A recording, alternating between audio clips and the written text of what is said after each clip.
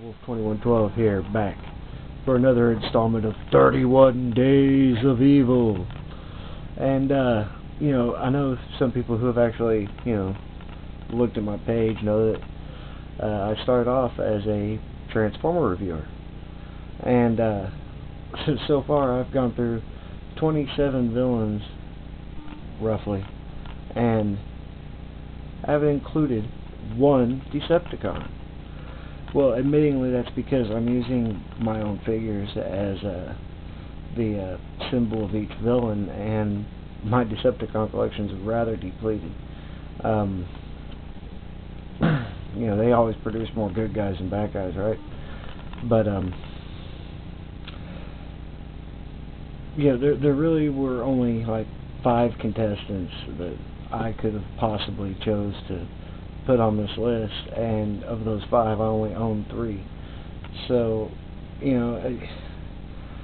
as much as I was trying to go for a all-encompassing route with this list, there are several Marvel and DC villains that I felt belonged on the list a little more. So I did go with my all-time favorite Decepticon, and he's here at number 4 on the list. And without further ado, let's get on to Starscream. Yeah.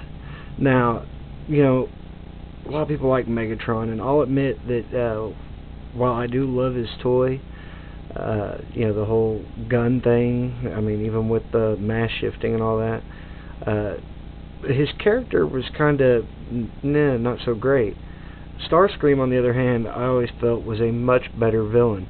From his shrill voice that either annoys you or makes you laugh, I've always thought it was rather, creepy. I mean, maybe not necessarily creepy, but I thought it was a good villainous voice, even if it was annoying.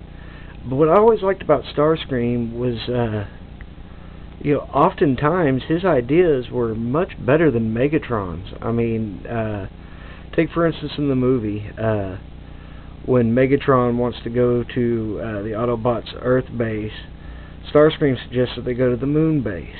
Well, maybe had they assaulted the Moon base instead of going to Earth, Megatron might not have been beat. Starscream really was a much better strategist,